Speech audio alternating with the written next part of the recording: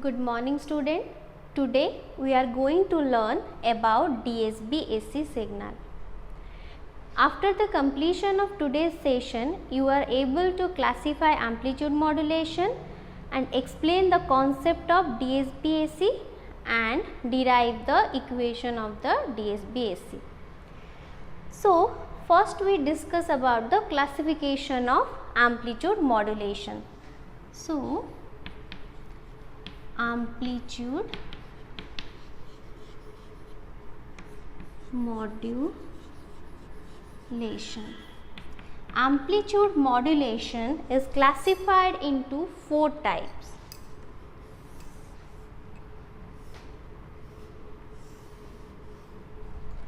First one is the conventional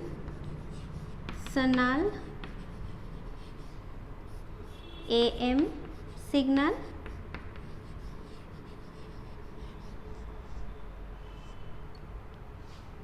Conventional amplitude modulation. Conventional AM, then DSB AC, then SSB AC, then VSB. So, we already discussed about the amplitude modulation. That amplitude modulation is known as conventional amplitude modulation. Today we are going to learn about DSB AC. Okay. So, these are the 4 types: conventional AM, DSB AC, SSB AC and VSB.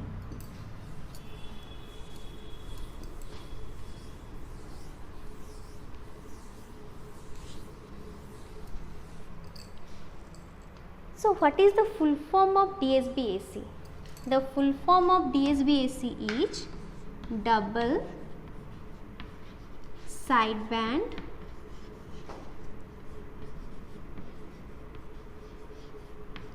suppressed carrier.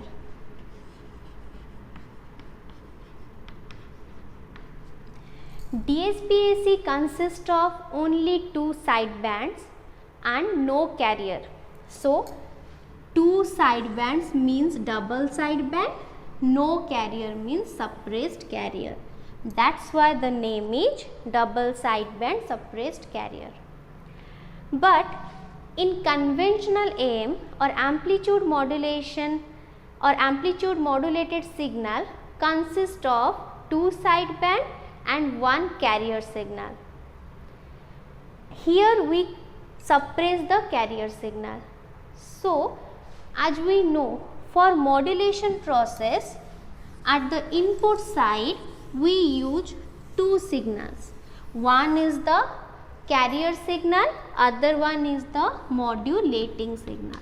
So, carrier signal represented as AC cos omega CT, modulating signal x of t equal to AM cos omega mt. In conventional AM, what we do? The resultant signal is known as modulated signal m of t, and here the equation is AC x of t cos omega ct. After solving the equation, at the end we get 3 terms. What are they? AC cos omega ct, AC modulation index by 2 cos omega c minus omega mt plus AC MA by 2 cos omega c plus omega mt. Here are the 3 terms. The first one is the carrier. Then the second term is the LSB, lower sideband, and the third term is upper sideband. In DSB AC, we suppress this term.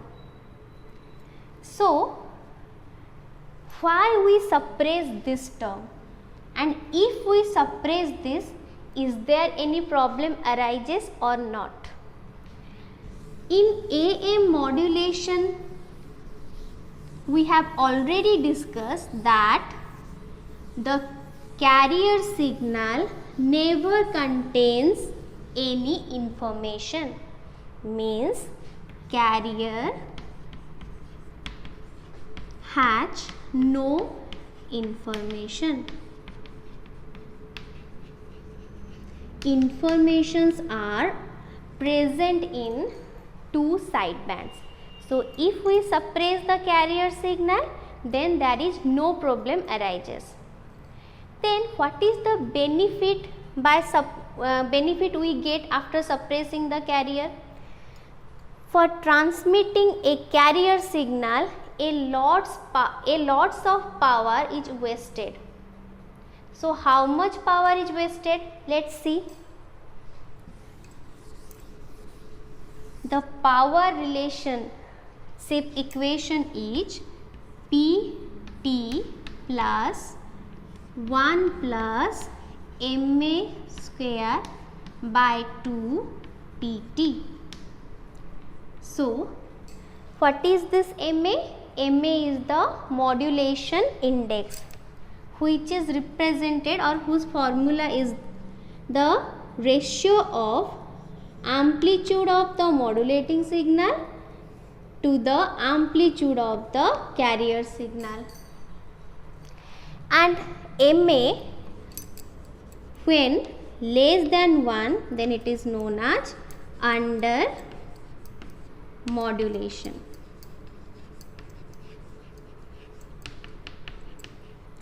When ma equal to 1, it is 100% modulation.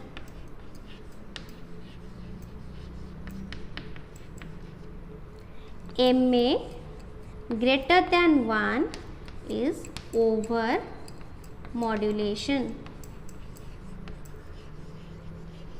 So for calculation, we consider this condition. So the ma equal to 1 means here we put 1 for ma.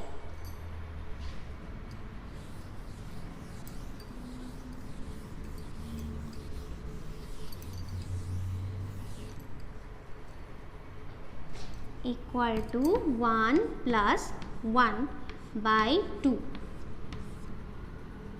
Sorry, it is Pc. 2 plus 1 by 2 Pc equal to 3 by 2 Pc. So Pt equal to 3 by 2 Pc. So from this we get Pc equal to 2 by 3 Pt, means Pc equal to 0.67 Pt. So this can be written as Pc equal to 67% of the transmitted power, means it consume, the carrier signal transmission consume 67% of the total power or transmitted power. The rest power is utilized by the sidebands, means Ps equal to 33%, means 100 minus 67, 33% of the total power. So here is the calculation of power consumed. Next, we discuss about the block diagram of DSB-AC modulator, the basic block diagram. So the basic block diagram is consists of one block, that is product modulator,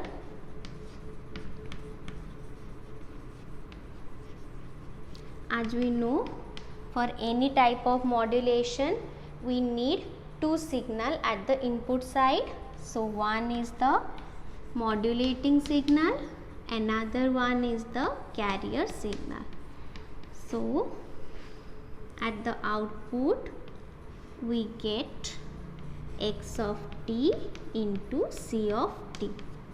So as we know, x of t is represented as am cos omega mt, c of t equal to ac cos omega ct.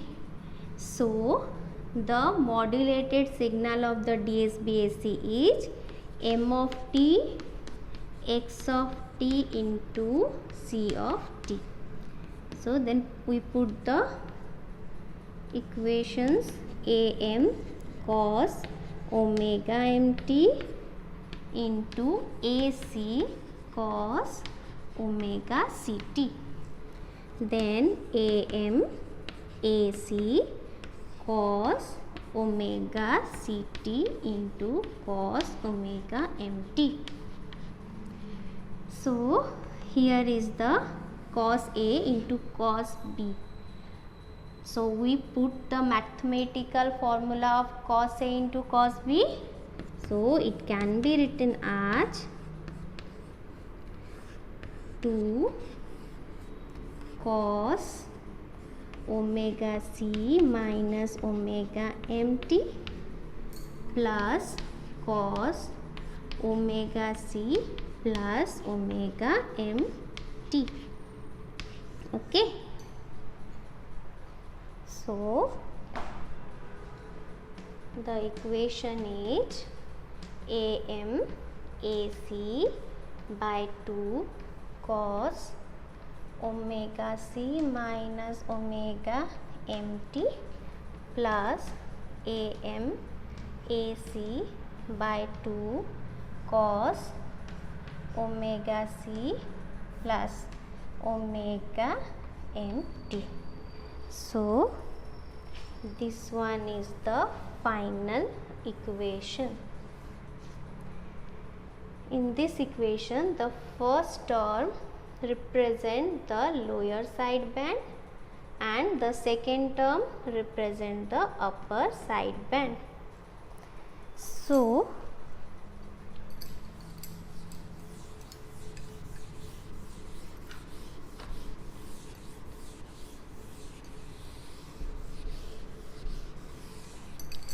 from the equation we get f max equal to omega c plus omega m, f min equal to omega c minus omega m. So what is the bandwidth? Bandwidth equal to f max minus f min. Then we just substitute the value omega c plus omega m minus omega c minus omega m. Then omega c plus omega m minus omega c plus omega m. Then we cancel out omega c, so 2 omega m. So bandwidth is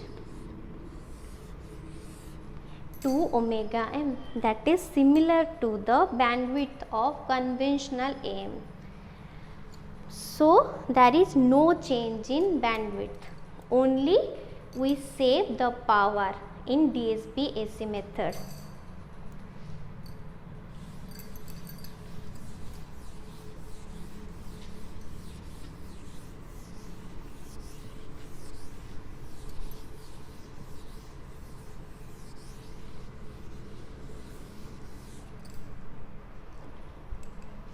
Then this one is the frequency response, amplitude, frequency.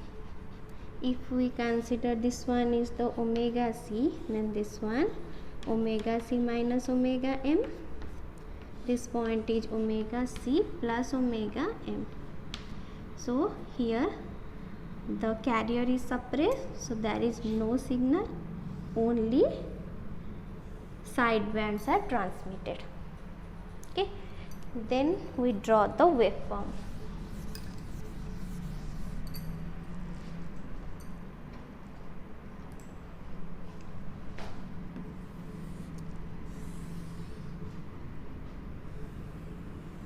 This one is the input signal.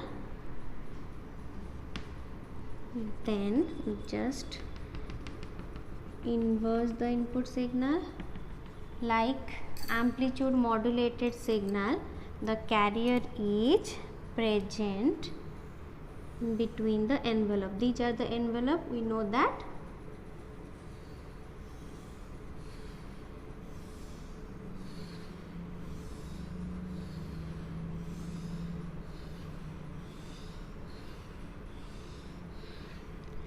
But here the main difference is when the input signal having zero crossing.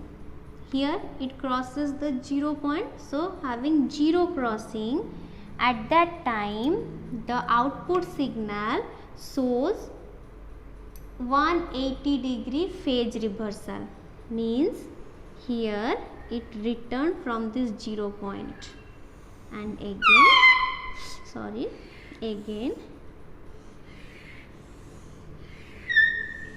it goes like this. Okay, if here also 1 0 crossing occur, then there also it shows 180-degree phase reversal. Okay, so this one is the waveform of DSB AC. So this is all about DSB AC. Thank you.